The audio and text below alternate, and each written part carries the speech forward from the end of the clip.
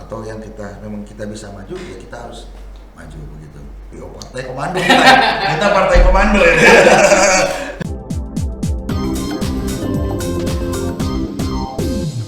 Tapi setelah di dalam ini justru ini kan berarti dinikmati sampai menunjukkan hasil, bisa dibilang ini kan Bung Mirja ini cukup berhasil. Kenapa dikatakan cukup berhasil? Karena di Lampung Gerindra berhasil memenangkan baik Pilpres maupun Pileg. Ini kan capaiannya luar biasa. Nah di Pileg peningkatannya seperti apa ini, Bung Mirja? Kalau nggak salah kan ada beberapa kabupaten kota yang kemudian dimenangkan oleh Partai Gerindra. Ya, kami gini, kita mempersiapkan Pileg ini memang jadi pengalaman 2019 ke Pileg dan Pilpres 2019 itu kita benar-benar mengobservasi dan benar-benar mempersiapkan Pileg sekali ini dari jauh. Berapa tahun persiapannya?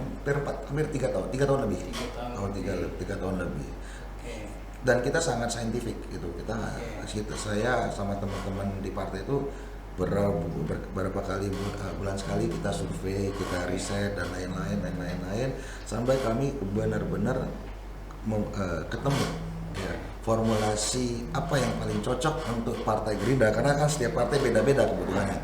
Partai Gerindra itu untuk masuk ke dalam 2024 kemarin. Naiknya berapa persen? Kalau saya lupa, kalau nggak salah ya, kalau kursi kabupaten semuanya itu dari 70 ke 90. Dari 70 ke 90. 72 Pak. 30% ya. 20 kursian lah gitu. Kalau provinsi kan naik berapa? 5 kursi lah gitu. Naik 5 kursi. Ya, RI naik 2 kursi. RI naik 2 kursi gitu. Tapi ya ini kan nggak dilakukan karena ada dinamika atau karena ngalir saja, enggak. Ternyata memang perencanaannya sudah matang. lama ya. Kita teliti bagaimana keadaan satu dapil, kebutuhan dapil tersebut terhadap anggota legislatif ke depan, keinginan masyarakat seperti apa keinginan masyarakat terhadap anggota legislatif yang akan muncul dari dapil tersebut, baru kami cari orangnya. Hal apa yang paling ditekankan sama Bung Mirja dalam rangka untuk menaikkan atau untuk mencapai target-target itu? Semangat. Ya, kami meyakinkan pertama begini, kita mendoktrin ya, meyakinkan semua calon anggota legislatif Gerindra waktu itu, ini mereka berjuang bukan untuk diri mereka sendiri. Pertama kali mereka berjuang ini untuk Pak Prabowo, untuk Pak Prabowo. Seluruh caleg Gerindra ini berprinsip ya, kalau kami adalah instrumennya Pak Prabowo untuk mengantarkan Pak Prabowo menjadi presiden. Bonusnya kalau kita jadi ya syukur, nggak jadi ya sudah. Tapi kami berjuang maksimal. Jadi semangat kita ini bukan untuk menjadikan diri sendiri, tapi semangat kita ini untuk pertama untuk menjadikan Pak Prabowo menjadi presiden, yang kedua untuk memenangkan Partai Gerindra. Meski itu harus kita yang korban, kita kalah. Nah, doktrin itu mengkapitalisasi semangat itu menjadi suara, itu yang kami lakukan. Jadi ada satu semangat perjuangan yang sama. Kemudian dari target sebelum yang ini hasil ini apakah melampaui target atau sesuai dengan yang diharapkan? Ada yang melampau, ada yang kurang tipis ya, tapi ya kami melihat ya inilah maksimalnya kita. Kami nggak melihat hasilnya ini menang atau kalah, tapi sekarang saya melihat ya banyak yang berkorban untuk partai ini yang belum berhasil. Saya selalu bilang sama kader-kader, kita kursinya banyak, mungkin ada 100 kali, tapi jangan salah, dari 100 ini ada 300 yang berkorban supaya 100 orang ini jadi. Jadi mereka tetap dimotivasi, dirangkul tetap. Ya, artinya tidak ada yang jadi ini karena diri sendiri. Nggak ada, saya jadi DPR di provinsi bukan karena saya, karena ada orang-orang yang belum beruntung di bawah saya, yang nomor 2, 3, 4. Kemarin dapat berapa? 40.000. Wah, luar gitu. Tapi Dapil 1 Bandar Lampung ya. Dapil 1 Bandar Lampung. Tapi mungkin kalau saya sendiri tanpa suara partai, tanpa suara caleg yang nggak jadi ya nggak jadi juga. Ya, jadi memang ini kan sebuah prestasi yang sangat ya perlu membanggakan gitu ya, seperti Bung Mirza. Kenapa? Karena sebagai sosok anak muda gitu ya kan, memimpin partai yang besar, yang di sana juga tentu banyak juga para sesepuh, yang banyak juga para senior, tapi kemudian bisa menyamakan visi misi, semua semangatnya sama sehingga bisa memenangkan sebuah kontestasi pemilu. Itu kan sebuah prestasi yang sangat besar gitu. Nah kemudian kalau nggak salah Bung Mirza, kita ngikuti sebelum pileg itu Bung Mirza kan sempat namanya muncul sebagai calon wali kota Bandar Lampung. Nah itu wali kota. Iya. Kemudian setelah pileg, nah ini berubah ini jadi calon gubernur. Gimana ceritanya? Iya, ini cerita tertunda ini.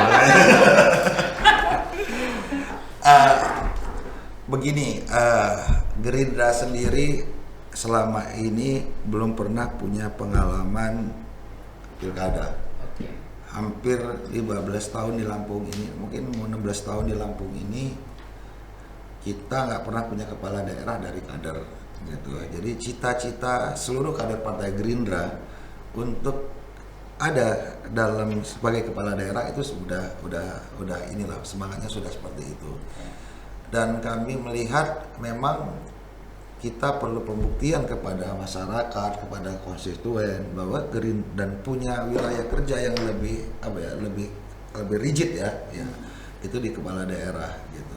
Jadi kita mendorong kader-kader untuk maju kepala daerah gitu, sesuai dengan kemampuan. Sesuai dengan kemampuan, kapasitas, kapabilitas dan lain-lain. Dan juga tentu dengan dukungan kursi di legislatif. Di gitu legislatif dan lain-lain. Nah. Jadi Bung Mirza mantap ini maju sebagai calon gubernur. Kebetulan ternyata kemarin gini ya, kemampuan hanya untuk wali kota, tapi kemudian partai ya, DPP Partai Gerindra melihat ya sayang begini, ada misi dari Partai Gerindra setelah pileg pilpres ini. Ya, misi yang utama adalah bagaimana, kan begini, kami itu dari 2009 ya, yang tiap hari diucapkan itu orang kader Gerindra cuma satu, Prabowo presiden. Merayu masyarakat, meyakinkan masyarakat untuk memilih dan mendorong bagi Pak Prabowo menjadi presiden ini bukan setahun 2 tahun, tapi sudah menjadi ideologi. Dari 2009 kita selalu bilang Prabowo presiden ya. Prabowo bisa memberikan kemajuan bagi bangsa Indonesia. Prabowo bisa memberikan kemajuan bagi perekonomian ya. Bisa membuat negara Indonesia lebih berdaulat, lebih adil ya. Jadi awalnya hal-hal itu yang diucapkan di belasan tahun ya. Ini bukan jadi janji lagi, Pak. Pilpres 2024 tadi sudah menjadi harapan di masyarakat. Maka kepemimpinan Prabowo Gibran ini sampai 2024-2029 ini sudah banyak harapan masyarakat terhadap itu.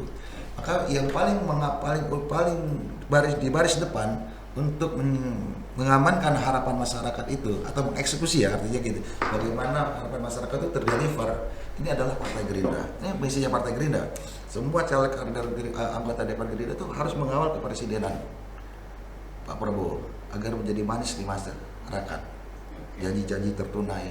Ya. Ini kan Pak Prabowo Gibran tinggal tunggu pelantikan ini. Iya. Kita bicara tentang politik lokal. Ya, Pak Mirza, gimana mantap nggak nih maju gubernur? Termasuk gubernur dan bupati-bupati itu adalah fungsi utamanya adalah bagaimana harmonisasi. Ya, kan begini, Prabowo ketika jadi presiden dia punya program. Ya, yang mendeliver program ini ke masyarakat yang paling utama adalah eksekutif. Ya kan? Eksekutif, seandainya eksekutifnya ini kader Gerindra, maka dia sudah selain memang punya kewajiban, tapi punya tanggung jawab moral. Berarti Lampung salah satu yang prioritas gitu ya? Punya moral. Ya harusnya semuanya prioritas ya, karena kebetulan di Lampung kadernya. Gitu. Jadi ya itu. Jadi dari Partai Gerindra, kalau memang punya kesempatan untuk mengamankan kebijakan Pak Prabowo ke depan, mengeksekusi program Pak Prabowo agar sampai manis di masyarakat, mewujudkan harapan masyarakat, kita harus. Saya Bung Mirja lebih spesifik lagi. Bung Mirja maju Pilgub Lampung udah dapat restu belum dari Pak Prabowo? Kenapa? Jadi gini, partai komando kita partai komando ya. belok kanan belok kiri pasti harus ini. Ya insya Allah kita kan nggak mungkin melangkah tanpa ada instruksi partai. Ya. Oke, berarti Bung Mirja sekarang bergerak itu juga berarti sudah ada atas persetujuan Ketua Umum, yaitu Pak Prabowo Subianto yang juga Presiden terpilih, gitu ya. Nah, kemudian Provinsi Lampung ini kan selain provinsi ada 15 kabupaten kota, ya kan? Kalau tidak salah Gerindra ada berapa ya? 8 daerah kalau tidak salah yang menang kemarin. 6 ya. 6. 5. Oke. Targetnya Bung Mirja sendiri kira-kira untuk yang nomor 1 kepala daerah kita untuk di Pilkada serentak 2024 ini ada berapa daerah yang dipersiapkan? Yang jelas kita rasional ya. Okay. Di saat di situ kita tidak punya kemampuan untuk menang, ya kita akan bergabung berkoalisi dengan partai lain. Kalau kader kita kan selain elektabilitas, kemampuan finansial, kemampuan jaringan dan lain-lain, ya, kira-kira harus berkoalisi, kita koalisi, kita wakil. Ya. Atau yang memang kita bisa maju, ya kita harus maju begitu. Jadi dan yang kedua ya target linear dengan pilgub. Itu bagaimana pilkada kabupaten itu bisa linear dengan pemilihan gubernur ke depan. Oke. Nah, untuk ini sendiri pilkada gubernur ya tentu Bang Mirja maju sebagai salah satu bakal calon. Ini kan udah ada konsep juga nih yang ditawarkan dengan masyarakat Lampung. Ya, kira-kira konsepnya Bung Mirja yang ditawarkan untuk masyarakat Lampung supaya masyarakat Lampung ini mantap nanti untuk mengantarkan Bung Mirja menjadi gubernur berikutnya, apa yang ditawarkan sama Bung Mirja ini? Panjang sih, cuman yang pertama begini intinya. Yang pertama kita akan memaksimalkan harmonisasi program pemerintah pusat dengan pemerintah daerah. Ya. Ada 3 misi utama yang harus kepala daerah Gerindra amankan kebijakan Prabowo. Yang pertama itu bagaimana kita mempercepat eksekusi program makan siang dan susu gratis. Yang kedua, Pak Prabowo ingin kepala daerah ini segera mengeksekusi bagaimana daerah-daerahnya menjadi lumbung pangan. Yang ketiga, bagaimana di daerah-daerah kita itu bisa secepatnya bisa swasembada energi. Nah, 3 hal ini yang akan diintegrasikan dan dibuat sinergi dengan program-program pemerintah pusat provinsi. Dan saya rasa di 3 hal ini nggak akan mengalami kesulitan untuk di Provinsi Lampung, sangat-sangat tidak kesulitan, gitu. Dan untuk di Lampung sendiri yang jelas ya kita ingin meningkatkan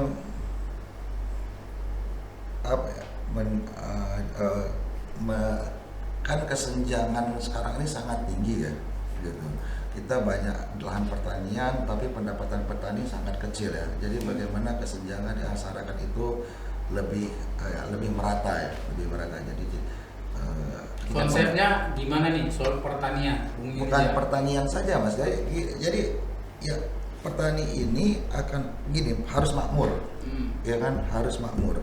Tapi untuk makmur ini yang diatur bukan hanya petaninya gitu. Tapi mulai dari tata niaganya. Semua orang bilang kita punya potensi yang besar karena dekat dengan Jakarta. Market yang besar karena dekat dengan Jakarta, benar ya? Tapi bagi orang Jakarta, kita punya potensi yang besar karena dekat resource. Lampung adalah resource kita. Kalau pengusaha di Jakarta nggak mau pedagang di Lampung, ngapain pedagang sama orang Lampung? Saya buat usaha di Lampung. lebih untung saya kalau buat usahanya di Lampung, begitu ya. Iya. Daripada beli beras, lebih baik buat rice milling di Lampung. Iya. Daripada beli beras, mendingan langsung beli gabah di Lampung. Ada keuntungan-keuntungan yang bisa didapatkan oleh pengusaha Jakarta. Ini dilakukan puluhan tahun, Mas, Bang, oleh pengusaha-pengusaha di luar Lampung. Sehingga apa? Sehingga pendapatan nilai tambah di Lampung ini keluar semua Lampung. Ini namanya capital net flow. Ini kalau nggak diatur, ini kan diatur. Pemerintah kan harus turun tangan, tata niaganya diatur. Sehingga apa? Sehingga ada kesempatan yang sama antara orang Lampung dan orang Lampung. Sehingga apa? Uang yang beredar di Lampung menjadi besar. Kalau semakin banyak uang yang beredar, ya kan, konsumtivitas tumbuh, ekonomi tumbuh, dan lain-lain tumbuh begitu. Baru petani bisa dapatkan nilai tambah yang besar, baru bisa naik. Kan begitu. Ya, mungkin perlu juga pemerintah juga harus konsisten juga menjalankan aturan yang dibuat gitu. Contoh di Provinsi Lampung ini kan ada peraturan gubernur kalau tidak salah itu yang mengatur soal masalah tata niaga gabah. Gabah itu kan nggak boleh keluar Lampung gitu ya kan. Tapi masih ada beberapa terjadi peristiwa gabah Lampung justru keluar, tidak digiling di Lampung gitu ya kan, walaupun sudah ada aturannya gitu.